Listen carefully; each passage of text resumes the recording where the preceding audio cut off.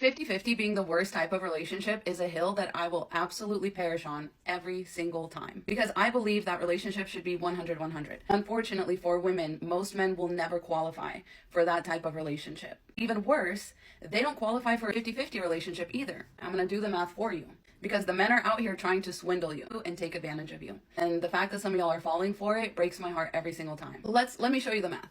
Okay, so let's just say there's two people and they haven't even met yet. One of them is a woman and one of them is a man. Before even meeting and getting into a relationship, let's talk about, in generalized terms, because we can, because studies and statistics have been done on these things, like how much housework men and women do, how much hours they put into their appearance, things like that. We have actual numbers for these things. We're speaking in general terms because this isn't like one-on-one counseling advice. This is general advice for the general public. So we're going to generalize, okay? And we're not going to have a problem with that. And if we are, then we're just going to scroll away now. Okay, bye-bye. So when we talk about men and women existing on their own, what they're bringing to the table on their own, let's say they're making a comparable amount of money. 50-50 relationship does not stop here. The reason I say that is because this is where most 50-50 relationships start and end. The man pays half the bills and the woman pays half the bills. And we don't talk about all this other stuff that people are supposed to think about on their own, right? Without the threat of a partner. You're supposed to care about some of these things on your own. Not just your money.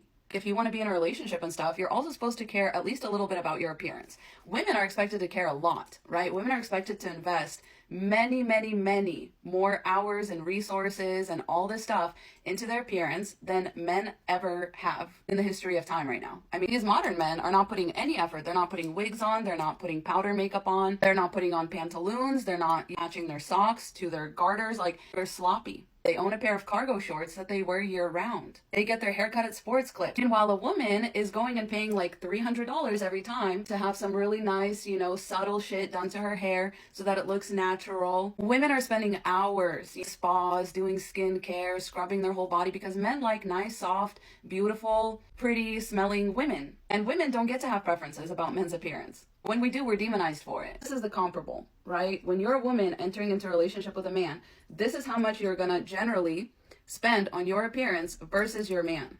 There's the 50-50 here. The next category is cleanliness. So again, women, especially women around the world, right, are taught from a very young age about cleanliness. And I'm not just talking about cleanliness like housekeeping, which is also very true, but I'm also talking about like hygiene and like personal cleanliness. Because the amount of women that I have seen on the internet talking about their husbands' skid marks, boogers, tobacco spit cups, stuff that'll haunt my nightmares for years to come, lets me know that men and women are lopsided on the cleanliness standards as well. Men bring very little of that to the table. They do not know how to clean themselves or after themselves. They're not bringing very much to the table there. And if you want them to do any of this stuff and like match you, you have to really fight them on this. Same with the appearance thing. Like, a lot of women will be like begging their boyfriend to let her, give him a facial or let her do his skincare or whatever, or like let her cut his hair, let her pick out his clothes. Like, you have to beg these men to let you do the work for them of meeting these standards. So if you want them to meet these standards, you're going to have to put in the work on your side. And we're talking about EQ, which is emotional intelligence. Something that most women are taught from a very young age. The key to emotional intelligence is radical responsibility. Knowing that in all situations, ultimately, like, you are responsible for your part in it. And women are given way too much of that. They're actually taught to like victim blame themselves and to blame themselves in situations where they're not even at fault. Take the blame for things that they didn't even do. And so women end up very radically self-responsible and self-reliant, just in every way, like more emotionally composed than men. People are going to say, no, like, women are emotional, men are logical. I'm not going to start that here, because please go ahead and look at the violence, murder, rape, all of those statistics, and remember that anger is an emotion. It's not a logical thing, especially the way that most men get angry. So men are actually way more emotional, way more out of control, way more irrational than women, because every 5 days, just in America, a man unalives a woman over something that I promise you could have just been talked out, or he could have left, never spoken to her again, and yet he chose to do the most terrible, irrational, awful thing, and he was absolutely driven to do it by his emotions. So we're not going to start that here. Most men are not emotionally intelligent whatsoever, and the worst of them use their emotions as an excuse to literally commit heinous crimes and atrocities. That can be generalized across the board. Most men are not even comfortable with crying or talking about feelings, going to therapy, or doing any of that. So once again, where women are taught to overperform and overcompensate, men get away with very little. Just like the appearance thing, they're even allowed to take it into the negatives. See how we're very far from 50-50? When we talk about ambition, women way outperform the men on this scale. Honestly, most men have to be forced into being ambitious. Men are not naturally ambitious. That's why a lot of men want to get married before starting a business. Married men also make more money than single men. Because for men, somebody has to come along and activate their ambition. I'm not saying all men, but I'm saying for most men. And men tell you this themselves. I'm not making this up. They are not ambitious. Their ambition is to glom onto a woman because they don't know how to do anything. Like, a lot of men, when they realize they're single, they panic, right? Especially when they realize they're single in their 30s, 40s. They're the ones who panic. They're the ones who panic because they look around at their married coworkers and their married friends and they're like, oh, you're having a glow up. And I'm over here miserable, spitting my tobacco spit into a cup every night and jerking off to corn. I haven't been promoted in like 12 years. I have no reason to do my job well. Moving on, we've got network. Network. Now for women, network is the key to their survival. So most women are going to have that part on lockdown, their network. And this includes family and stuff too. They'll actually keep in touch. They'll have, by network, I mean like a moving, living thing, right? I mean like you're in trouble, people come together around you. You're somebody that people call on too when they help them out. Do most men have that? Like, think about that. Do most men have that? No, because they don't do it for others. Most men will come into the marriage with a shaky network at best, and then they will glom onto a woman and benefit off of her network, off of her family, off of her friends. They'll become friends with her friends' husbands, boyfriends, co-workers. That's who their friends are. The extent of most men's networks is like people that they are forced into proximity with, like old sports teammates or, again, co-workers or something like that. Not very strong, right? Men don't really support each other like that. They bond over interests and they find time to come together and like share those interests and hobbies and stuff. But other than that, they're not very firmly rooted in a strong network of like friends, family, acquaintances, like business networks. Most men do not have that, whereas most women do. So you're bringing that to the table. Find you as an individual, like you already have that as a woman. This is what I'm trying to tell you, okay? Men are over here lacking and slacking. As with all the previous things, men are allowed to go into the negatives. Like they're allowed to have actively toxic friends. They're allowed to have friends that lead them astray, right? That they can like blame shit on, like cheating, other inappropriate behavior, like doing drugs and shit. Like they're allowed to go into the negatives. Once again, women are not. Women are not given any grace on that. Because they're not given grace on anything, that women have to. They have to be all of this. And then they come together with a loser, an inadequate loser. And all that loser wants to talk about is the fucking money. That's the easiest part, sir. That is the easiest part to do. It's actually crazy to talk about money with women as a man. It's fucking crazy. What are you bringing to the table?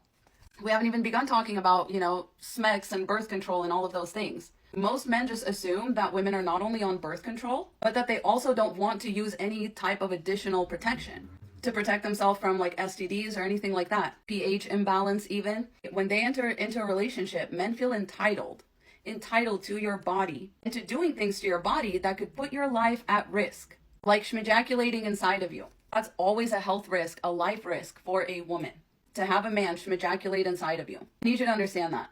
And most men act like it's the only acceptable way for them to achieve an O. You go absolutely raw into your body and schmejaculate inside of you. Once again, they're in the negatives on this, right? Because they're entitled, because they're not thinking about it for themselves. You're thinking about it for yourself, for him, having to think about all sorts of things down there. On top of all that, you don't even get to O most of the time. So once again, men are in the negatives. And a lot of them will be like, oh, fine, I'll wear a condom or whatever. And then they'll take it off. Like there's a name for it. It's called stealthing.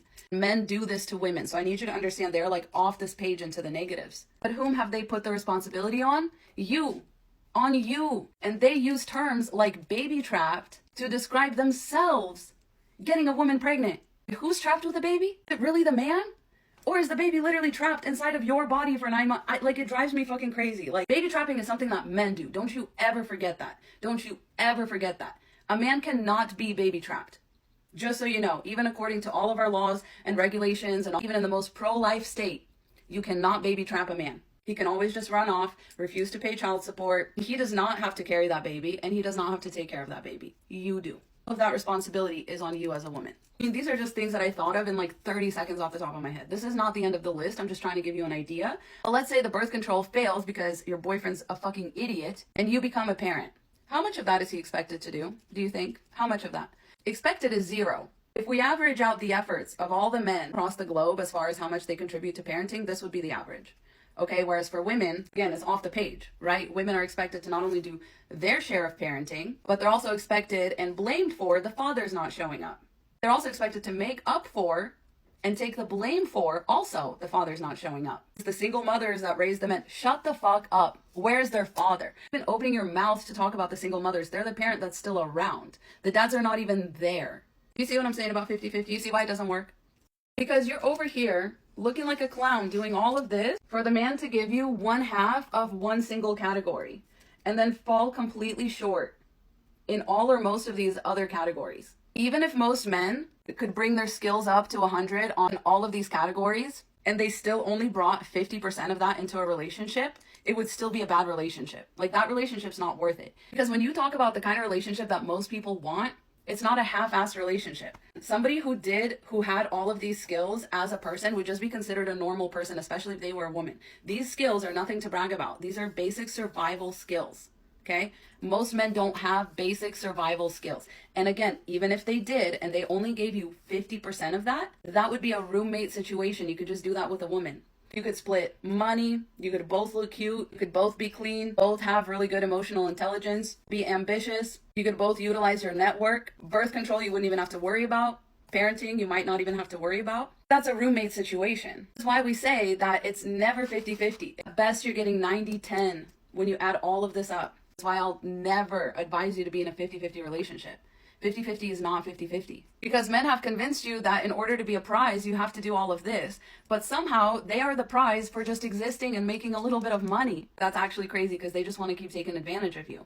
This is some 1950s shit. The fact that women had to do all of this to begin with was because they didn't have money. They didn't have the ability to earn money. So they were forced into trading all of this for scraps.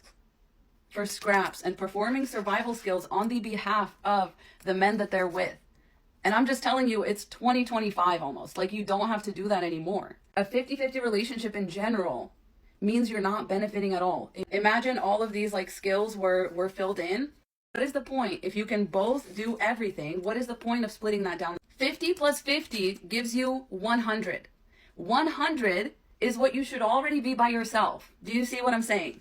And I'm explaining to you women that you already are. You are the prize. That's why men get so mad about this. You are the prize because you have 100 by yourself. You at least have more than 50. Men, I'm telling you, add this all up across all the categories. At best, get 10%. The point of being in a relationship is to do more than you can do by yourself. You're supposed to multiply it, right? The point of being in a relationship is to multiply, to maximize your potential, baby. You're not maximizing your potential. Your potential as one person is 100%.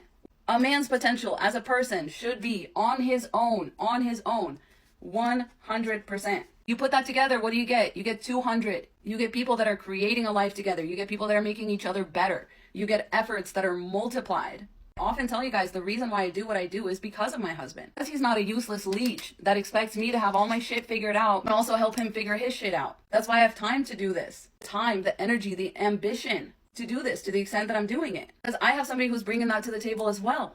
I don't have somebody that I have to teach how to live and like change their diapers and all this shit. Like, it allows me to live out my fullest potential while most other women are being pulled from by these men. That's the other thing you don't realize is happening. People call this boyfriend air. It's somebody sucking the life out of you.